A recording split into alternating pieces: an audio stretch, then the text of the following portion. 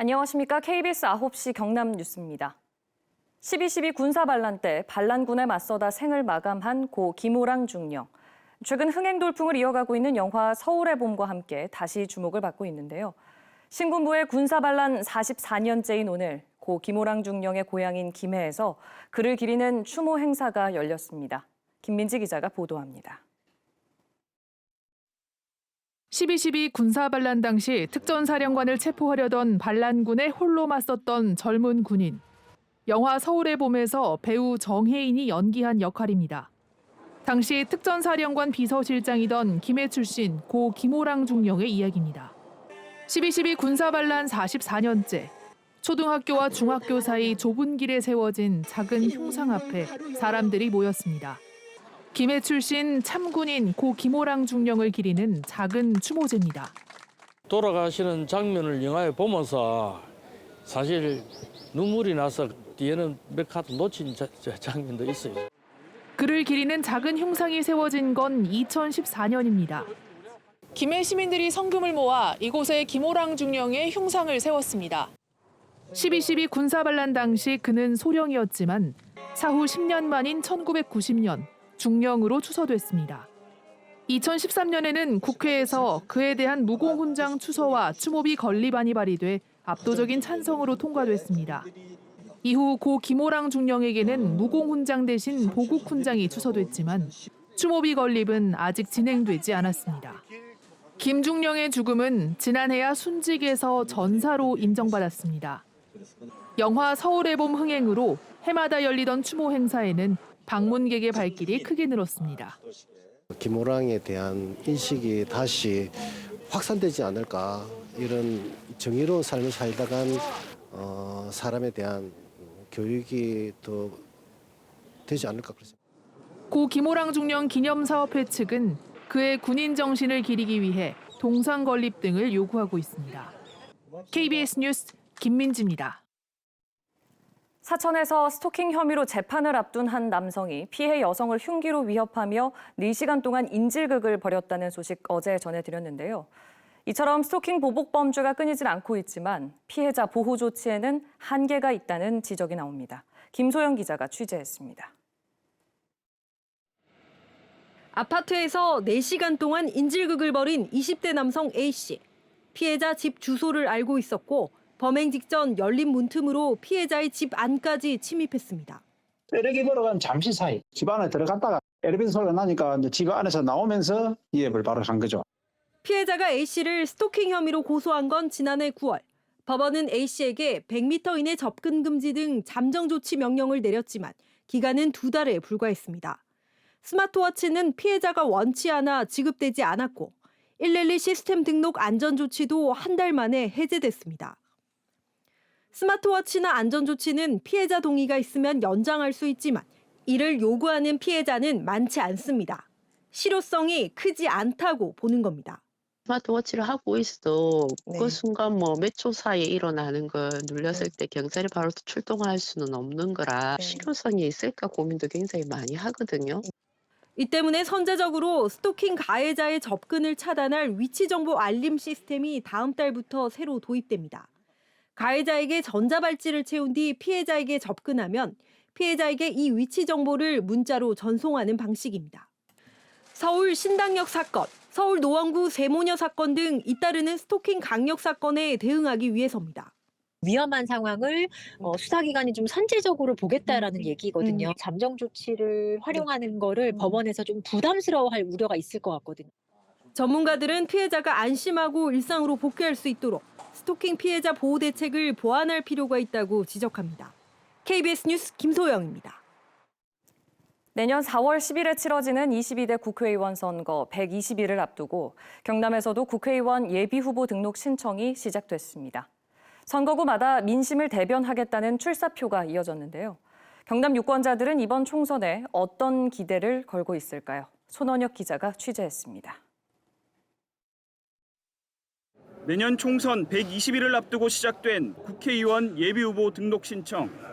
민심을 대변하겠다는 출사표가 곳곳에서 이어졌습니다. 예비후보자는 선거사무소를 설치하고 명함 배부 등을 통한 선거운동과 정치자금 모금을 할 수 있습니다. 내년 국회의원 선거를 바라보는 지역 민심은 어떨까? 유권자들은 지방 소멸의 위기 속에 민생 정치에 대한 요구, 변화에 대한 요구가 컸습니다. 거기 데려와서 고개 조아리고 표받기 위해서 그런 마음을 갖고 국회에 가서 일을 하셔야 되는데 그런 분들이 별로 없어요. 또 극한의 대결 정치 불신을 씻어줄 선거가 되길 희망했습니다. 젊은 분들이 좀 이 새로운 좀 나오시면 이제 쉽게 해서 뭐 한 50대 좀 바뀌시면 싶은 생각이 좀 있어요. 아직 선거구가 최종 확정되지 않았지만 경남 국회의원 의석수는 지금과 같은 16석이 유력합니다. 내년 총선에서는 보수 강세로 분류됐던 경남에서도 국정 운영에 힘을 싣자는 정권 안정론과 견제가 필요하다는 정권 심판론, 양당 구도를 깨뜨리자는 정치 개혁론이 유권자의 선택을 받게 될 전망입니다. 여기다 신당 창당과 비례대표제 개편 등이 결과의 변수가 될 것으로 보입니다. 기성정치인에 대해서 굉장히 지금 불만을 갖고 있다는 소리이기 때문에 무당파층이라든지 중도층은 어디로 움직일지 모른다. 후보자 등록 기간인 내년 3월 21일, 22일이 되면 지역구별 선거 출마자가 최종 확정됩니다. 사전투표는 내년 4월 5일부터 이틀 동안, 본투표와 개표는 4월 10일입니다. KBS 뉴스 손원영입니다. 내년 총선에서 최대 관심사는 경남 여야의 성적표입니다.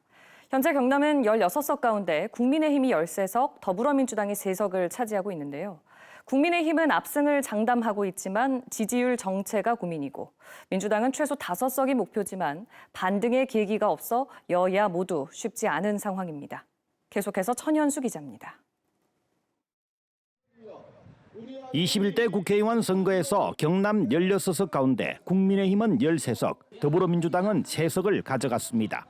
국민의힘은 경남 정치 1번지 창원 성산을 진보 진영으로부터 탈환하는 성과도 냈습니다. 국민의힘은 내년 총선에서 경남 16석을 모두 석권한다는 전략입니다. 하지만 전국적으로 당 지지도가 오르지 않고 정체 상태인 점이 부담입니다. 국민의힘은 지난 총선에서 13석 중 5석을 새 인물로 당선시켰기 때문에 참신한 후보를 발굴하는 공천이 이번에도 가장 큰 관심입니다. 젊은 층과 여성에게 새로운 기대를 줄 수 있는 인물을 후보군으로 발탁할 수 있는, 또 지역민의 예망을 받들 수 있는 공천 과정이 이루어질 것으로 기대합니다. 더불어민주당은 현재 양산을과 김해갑, 김해을 3석에 더해 양산갑, 거제, 창원 성산 등 전략 지역에서 최소 5석이 목표입니다. 하지만 당대표의 사법 리스크에 경남 최대 현안인 우주항공청 특별법에 발목을 잡았다는 비판이 부담입니다. 민주당은 우주항공청 설립에 수차례 찬성을 표명했다고 해명하며 민생 살리기로 경남 표심을 공략한다는 계획입니다. 본질은 여야가 협치가 안 되니까 결과가 이렇게 된 건데, 마침 야당인 민주당이 반대해서 안 된 것처럼 계속 정치의 공세를 해서 그 점 좀 안타깝고요. 또 거대 양당의 덤 사이에서 경남의 진보 진영이 국회 진출에 새 발판을 만들지도 내년 총선의 관심사입니다. KBS 뉴스 천현수입니다.